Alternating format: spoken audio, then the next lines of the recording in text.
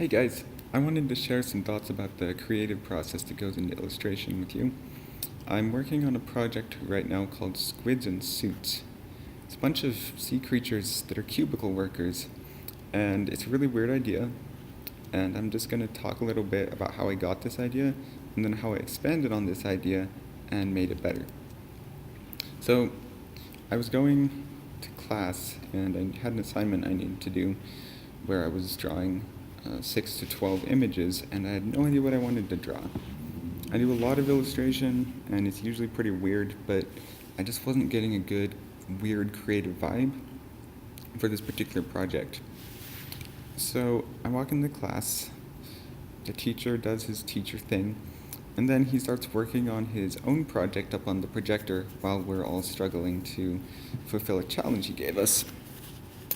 And on the projector, he's working with this octopus, and the way he's doing the tentacles, super cool. I've never seen anyone do tentacles like this before, and I was fascinated.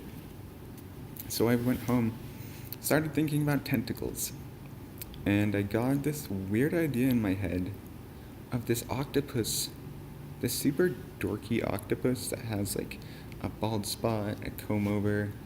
He's got the white shirt, he's got the buck teeth, he's got the glasses. I'm not entirely sure where this idea came from, but part of it was just observing people. This guy that I'm envisioning in my head, he looks like a lot of bosses or just one of those guys at the office that everyone kind of likes because he's kind of cool, but he's a huge nerd, looks like a nerd, talks like a nerd, acts like a nerd. So I went home, did a sketch, and the sketch turned out pretty well. Turning it into line art also worked super well. And you'll notice there's a difference between the sketch and the line art, and this is where a big part of the creative inspiration came in. The sketch had the hair on the octopus forming kind of like a traditional monk bald spot, where there's a circle bald spot and then hair all around it.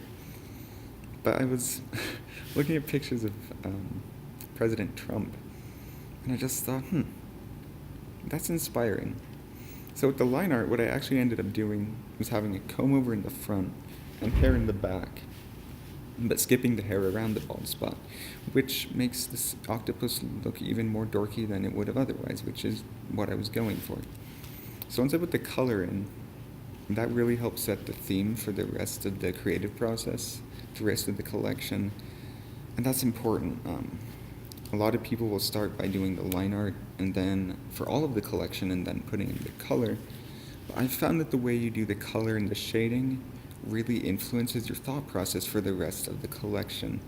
This octopus here, it's very minimalist, but it's also kind of messy, kind of fun.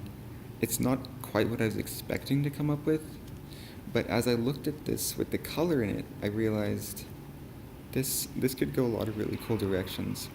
So far, I have the inspiration from my teacher, inspiration from President Trump, and inspiration from my own work. And that's an outside source in yourself. It's always important to draw inspiration from yourself and what you're doing, because if you just rely on outside inspiration, you'll never make anything that's truly unique. I knew I wanted a security guard, and I knew I wanted it to be a stingray because stingrays kill people. It just seemed logical. But also slightly creative, and there's nothing wrong with having a little bit of logic, but I think it's what you do with that logical idea and how you make it your own, how you make it unique, that really makes a big impact. So I'm messing with the security guard, and he needs a weapon because he's a security guard, but I just couldn't figure out what I wanted that weapon to be. I kept trying different things and nothing was working. And then I had this idea. I saw a bumper sticker, one of those bumper stickers that says, "Guns don't kill people, people with guns kill people," or whatever. And it was just like, oh wow, I have an idea now. And my idea was, hooks don't kill fish, fish with hooks kill fish. So I gave the security guard a fishing hook. And again, it's really weird, but it matches the overall theme, and it's unique. I've done a little bit of looking, and I really haven't found very many security guard stingrays with fishing hooks as weapons, nor have I found very many octopuses with comb overs and buck teeth.